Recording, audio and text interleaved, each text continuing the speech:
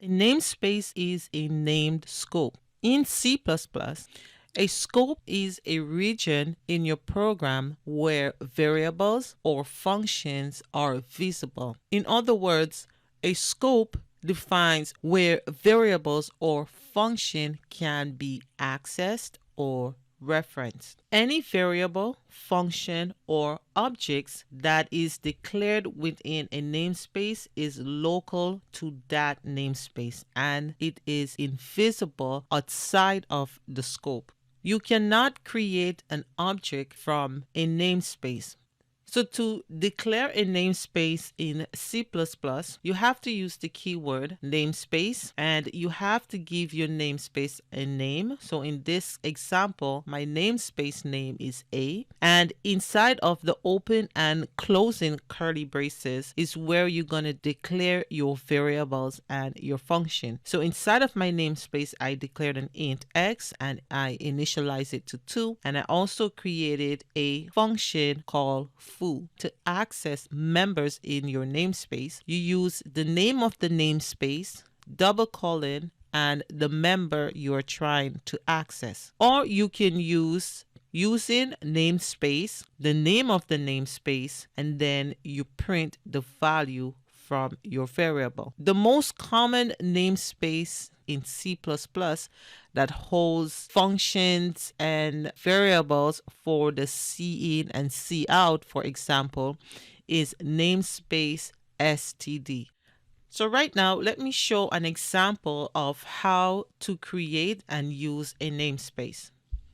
First, let's create a header file using Control-Shift-A, and we want a .h file, and this file, let's name it namespace underscore .h. So now we have a header file to work with. Let's create two different namespaces. So the first namespace I'm going to create, I'm going to give it the name A, and inside of my A namespace, I just want one variable, and I'm going to initialize this variable to 2. And I'm going to do the same thing, create another namespace. So let us copy and paste it. But the second namespace, I'm going to name it B. Let's change the value of X in namespace V to 5. Now let us create a CPP file, and this one we're going to call it name underscore space dot CPP. Inside of our CPP file, let us include the proper header files, and I'm also going to include my namespace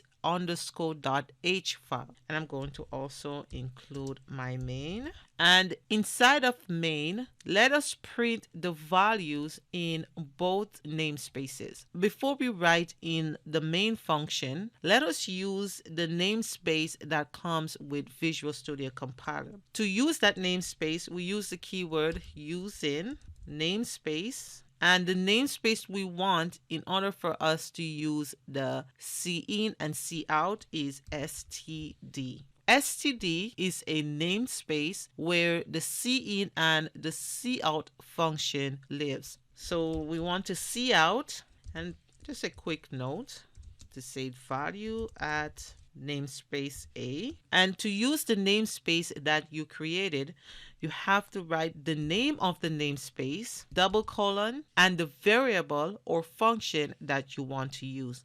So in my A namespace, I have a variable X, and I want to print the value at variable X in the A namespace. Let us copy this line of code and paste it. But this time we want the value at B namespace. So we're going to do some changes to the namespace name at line number 8. So instead of A, we want to use the B namespace, and we want to print the X value at B namespace. Let us do a line break here. Now let us build a program. Control-Shift-B. Everything is successful. Now let's run it.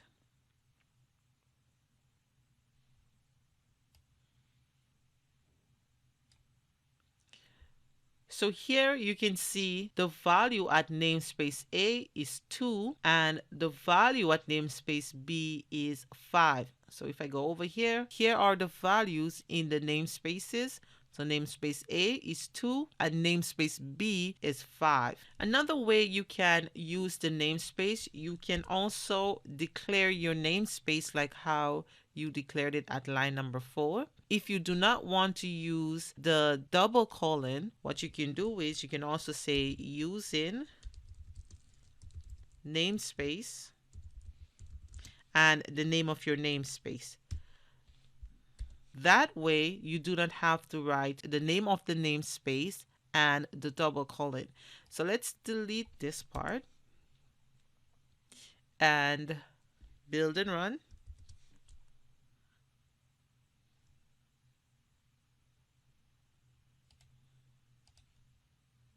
We still get the same result.